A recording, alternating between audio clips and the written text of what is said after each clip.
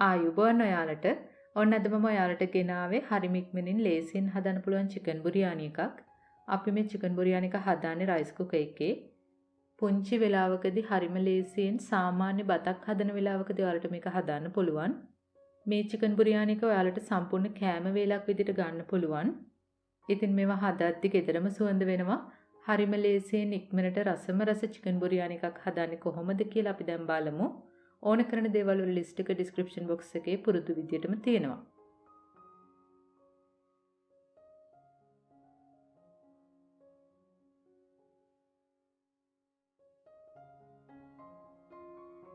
මම දැන් මුලින්ම මේ පෑන් එකට එකතු කරනවා තෙල් මිරිස හැඳි 3ක්. ඒකටම එකතු කරනවා ලොකු රට ලුණු ගෙඩියක්.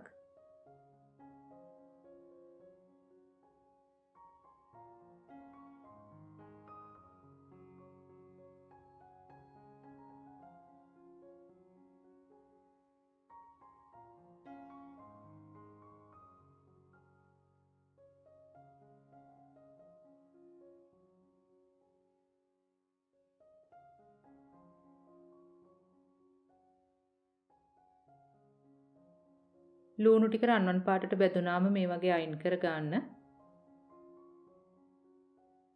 ඊළඟට මම එකතු කරනවා කජු 5-6ක්. ඒ ටික මේ වගේ පොඩියට කපලා ගන්න.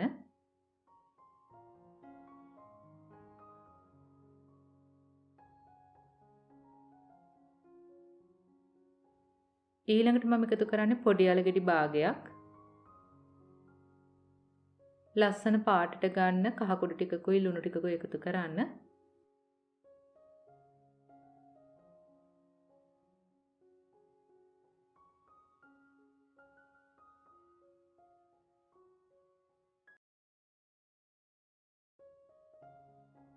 අල ටික බාගෙට තැම්බුනාම අපිට පුළුවන් මේ වගේ එළියට ගන්න. මම දැන් මේ තෙල් ටිකටම එකතු කරනවා චිකන් ග්‍රෑම් 500ක්.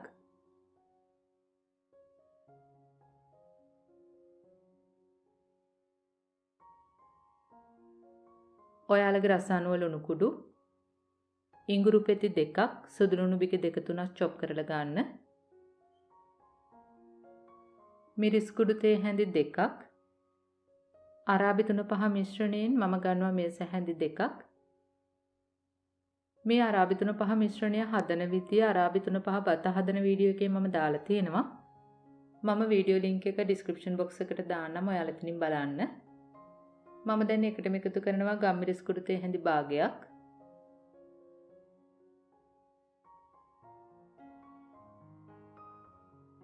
කලින් අපි බෙදගත්ත ලුණු ටිකකුත් මේ වෙලාවෙදී එකතු කරන්න.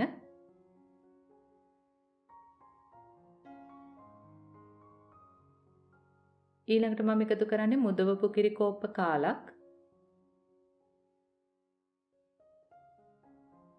කිරිවල තියෙන තෙල් ගතිය වෙන වෙනතුරු මෙන්න මේ වගේ හොඳට කවලම් කරලා බෙද ගන්න. දැන් රස බලලා ලුණු මදි නම් ලුණු චුට්ටක් එකතු කර ගන්න. ඊළඟට අපි කලින් බෙදගත් අල ටිකත් එකතු කරන්න.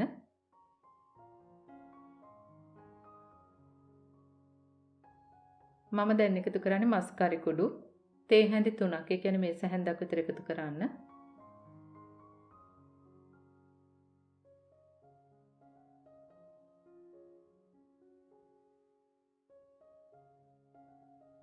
දැන් මේ ටික හොඳට හිඳෙන්න දෙන්න. හිඳුනට පස්සේ අපිට පුළුවන් ලිප ඔෆ් කර ගන්න. මෙතන මම අරගෙන තිනවා වතුර කෝප 3යි කාලක් විතර. මම අද ගත්තේ කීරි සම්බා කෝප්ප 2ක්. ඒ කියන්නේ මෙෂරින් කප් වලින් 2ක් මම අරගෙන තිනවා හොඳට සෝදලා වතුර බේරලා ගන්න.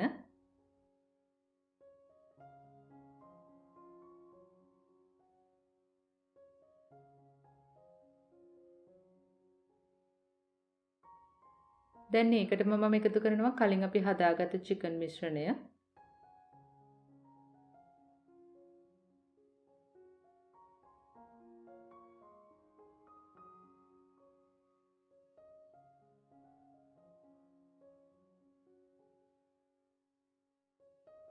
ඊළඟට රස අනුව ලුණු කුඩුත් එකතු කරන්න.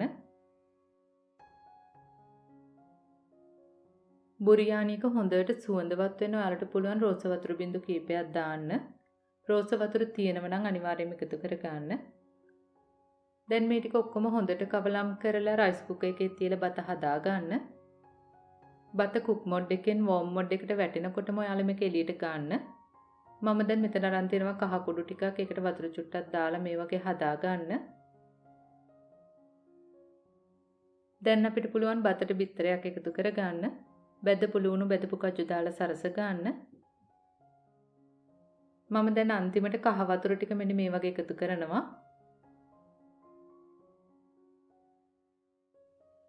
දැන් අපිට පුළුවන් මේ බත් එක ආයෙත් රයිස් කුකර් එකේ තියලා හදා ගන්න.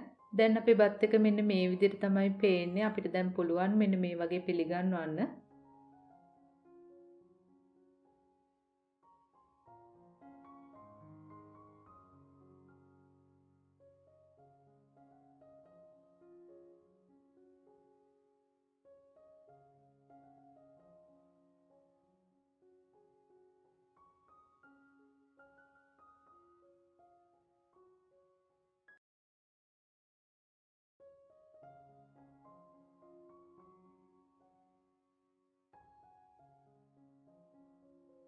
බෙදපු ලුණු බෙදපු කජු දාලා මේ වගේ සරස ගන්න.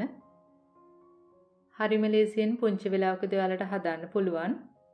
මේ බත් එක හදනකොට ගෙදරම සුවඳ වෙනවා. හරිම ලේසි, හරිම ඉක්මන්. ඉතින් සම්පූර්ණ කෑම වේලක් විදිහට ඔයාලට හදන්න පුළුවන්. සාමාන්‍ය බතක් හැදෙන්න යන වෙලාවකදී ඔයාලට පුළුවන් මේ චිකන් බුරියානි එක රයිස් කුකර් එකෙන් හදා ගන්න.